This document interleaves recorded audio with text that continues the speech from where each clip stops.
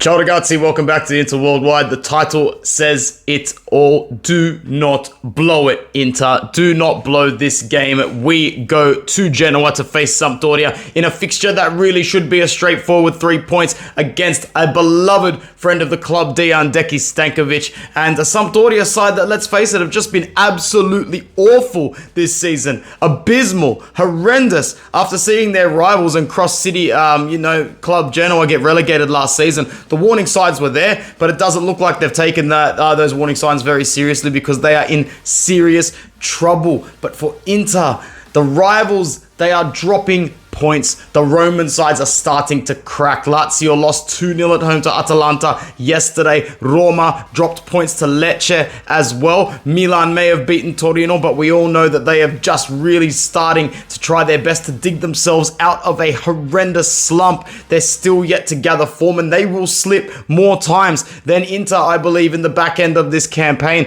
Of course, with whatever's happening to Juventus is still up in the air. Inter have a chance to start putting the cushion together to qualify for the Champions League next season comfortably.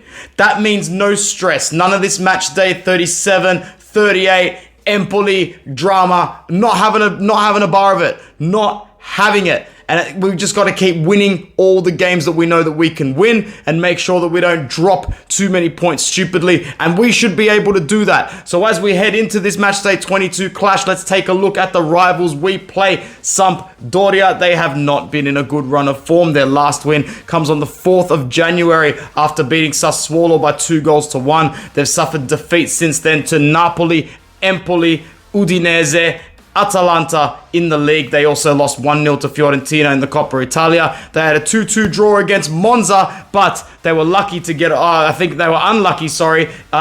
bringing a man down and conceding a penalty right in the last minute to break their own hearts. It's been a bad season, as I said, for Sampdoria. They sit second last. Only Cremonese are beneath them in the ladder. They are on 10 points. Cremonese have 8. The only thing sparing Sampdoria's blushes is the fact that Cremonese have not won a game of football yet after 21 match days this season. For Sampdoria, they're likely to line up in their regular 3-4-1-2 with Aldero in keeper. Amione is probably going to play at the right-hand side of the back three with Muru and Neutric in the back as well. Zanoli, Winks, who's played about 4 or 5 games for them now, if I'm not mistaken. Juricic will start in that attacking midfielder role. He's got 2 goals for them this season, if I'm not mistaken. Possibly 3, but I can't remember him scoring 3. And the likes of Quesens and Orgello will make up the rest of the midfield. Gabbiadini and Lammers up front for Sampdoria. Gabbiadini this season, although he's getting on in his day, still provides the bigger threat with his 4 goals and 1 assist for Sampdoria.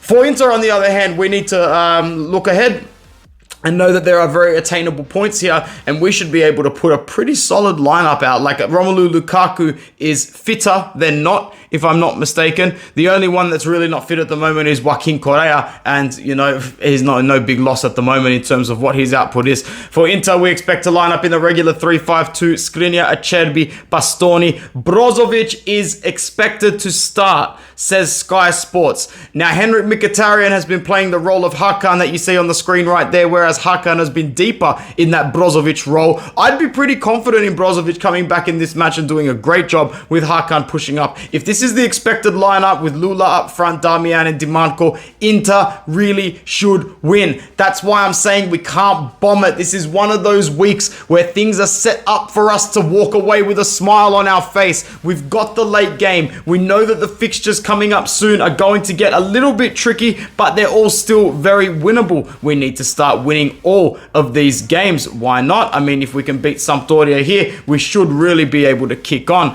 Guys, thank you so much for tuning into this video. If you haven't already, make sure you like the video and subscribe to the channel if you are new. But before I go after this very short match preview, and I know it was very short, I just wanted to talk a little bit about how I think that Inter is going to shape up going into the last couple of months of the season, both on and off the pitch.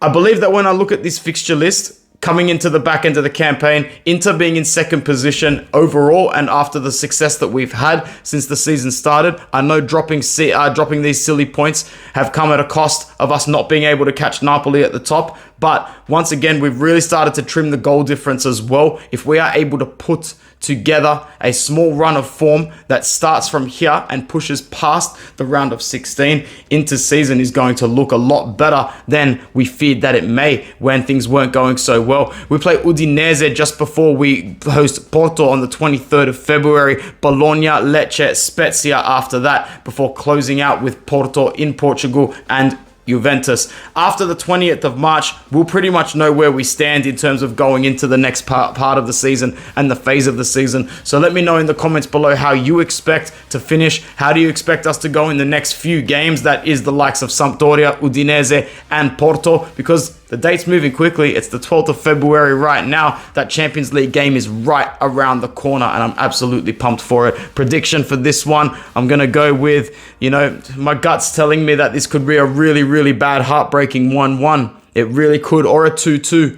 They're still a bogey team to a degree, but I'm going to back the boys to win this one by 3-1. I think Lukaku gets on the score sheet. I'm going to go with Lukaku to score, Lautaro to score, and Hakan to score, and we win the game 3-1. I hope I'm right, because when I predict a win and I'm wrong, I really get the shits with myself. But anyway, thank you so much for joining me. My name is Anthony. Forza Inter Worldwide. Ciao.